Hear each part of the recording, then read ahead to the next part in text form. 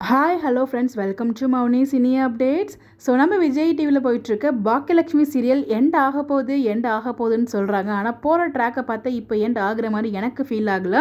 So ஃபைனலாக நம்ம ப்ரொமோவில் பார்த்த மாதிரியே நம்ம இனியாக்கும் நிதிஷ்க்கும் வந்து மேரேஜ் நடந்து முடிஞ்சிடுச்சு. ஸோ எப்படி தான் ஒத்திக்கிட்டாங்கன்னு தெரியல. நான் கூட மேரேஜ் நடக்காது, ஸோ இனியாக்கும் ஆகாஷ்க்கும் மேரேஜ் பண்ணி வச்சுட்டு சீக்கிரமாகவே சுபம் போட்டுருவாங்க அப்படின்னு நினச்சேன், திருந்தி வாழ்கிற மாதிரி எல்லாருமே. ஆனால் இப்போ அகைன் ஒரு புது ஃபேமிலியை கொண்டு வந்து அதுவும் நெகட்டிவ் ட்ராக்கில் நெகட்டிவ் ஷேடில் கொண்டு போயிட்டுருக்காங்க. ஸோ இன்னையோட மேரேஜ் நடந்து முடிஞ்சிடுச்சு. இங்கே பாக்கியம் வந்து ஏமாந்துட்டாங்க. அந்த டீல் தாங்க எனக்கு ஒன்றுமே புரியலை. ஸோ சைன் பண்ணி கொடுக்கும்போதே வந்து பார்த்தீங்கன்னா இவங்க பேரில் இருந்தேன்னா அவங்க பேரில் இருந்தேன்னா அதான் ஆல்ரெடி நேம் இனியா நேம்லேருந்து மாற்றி கொடுத்தாச்சு. அப்புறம் என்ன எனக்கு புரியல. அது வந்து என்னென்னா இப்போ ஃபுல்லாகவே வந்து அங்கே யாருமே இருக்கக்கூடாது, அது வந்து ஃபுல்லாக இன்றைக்கே நீங்கள் கிஃப்ட் பண்ணிட்டீங்க அப்படிங்கிற மாதிரி இந்த டீலை போட்டு அங்கே வந்து ஏமாற்றிட்டாங்க. ஸோ பாக்கியோட ரெஸ்டாரண்ட் கையை விட்டு போயிடுச்சு. இது எது எப்படி அவங்க மீண்டு வர போகிறாங்க அப்படின்னு தான் நமக்கு தெரியல. ஸோ கொடுத்தாச்சு. ஸோ பொண்ணுக்காக அதை அப்படியே விட்டுருவாங்கன்னு நினைக்கிறேன். அதுக்கப்புறம் திருப்பி மீண்டும் ஒரு புது ரெஸ்டாரண்ட் ஓப்பன் பண்ண போகிறாங்களா, இல்லை வந்து அதை போராடி ஜெயிக்க போகிறாங்களா நமக்கு தெரியல. எப்படி ட்ராக் மூவ் பண்ண போகிறாங்க அப்படின்னு சொல்லிட்டு.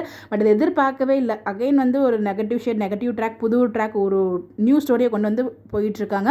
முடிக்கும்னு நினச்சிருந்தாங்கன்னா அழகாக ஆகாஷோடைய மேரேஜ் பண்ணி சீரியலில் சுபம் போட்டிருப்பாங்க. பட் இவங்க முடிக்கிற எண்ணத்தில் இல்லைன்னு நினைக்கிறேன். ஸோ முடிய போகுதுன்னு சொல்லிட்டு இருக்காங்களே தவிர போகிற போக்க பார்த்தா முடிக்கிற மாதிரி எனக்கு தெரியலங்க. பட் நல்லா மூவ் பண்ணால் ஓகே தான்.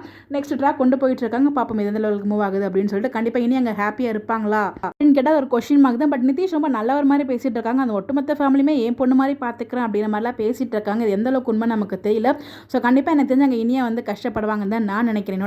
என்னோட யூகம் படி பார்ப்போம் என்ன நடக்குது அப்படின்னு சொல்லிட்டு. பட் இதெல்லாம் ஒரு பக்கம் இருந்தாலும் அந்த அதாவது மேரேஜ் நடந்து அதுக்கப்புறம் வீட்டை விட்டு வெளியே போவாங்க இல்லையா, அதாவது பொண்ணாக பிறந்த எல்லா பெண்களும் அனுபவிச்ச அது ஒரு வழி தாங்க அது. ஸோ இத்தனை வருஷம் நம்ம அம்மா வீட்டில் இருந்துட்டு அதுக்கப்புறம் கணவர் வீட்டுக்கு போகும்போது அந்த வழியை வந்து வார்த்தையெல்லாம் சொல்ல முடியாது.